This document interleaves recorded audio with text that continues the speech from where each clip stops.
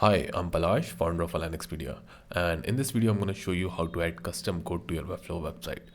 So first of all, go to your Webflow dashboard, click on these three dots and select settings. In settings, you select custom code, and here you can put your custom code in two different ways. First in head tag and second before body tag. So the thing is, when you put your code in here, it affects the entire website. So let's say you have a animation code.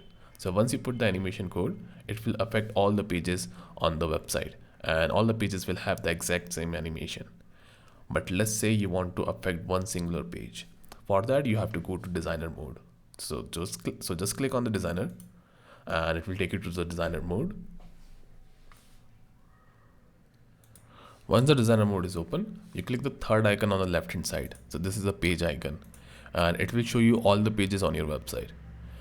And when you hover on the pages, there is this setting icon that pop up. So just click on this setting icon and this will open up. Scroll down and again you will find the same exact thing. You can put your code in head tag or before body tag, but in this case it's just going to affect this particular page, which is home page. So if you want to affect any particular page, make sure you put the code inside the page setting instead of general setting.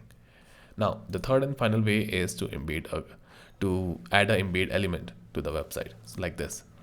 For that, all you have to do is click on this plus icon, scroll, and you will find this embed element. So just drag it and drop it wherever you want.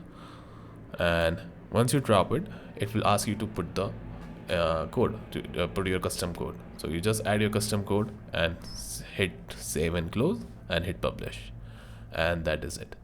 That's how you add custom code to your Webflow website. I hope this helped. If you have any question about it, please let me know, and thank you for watching.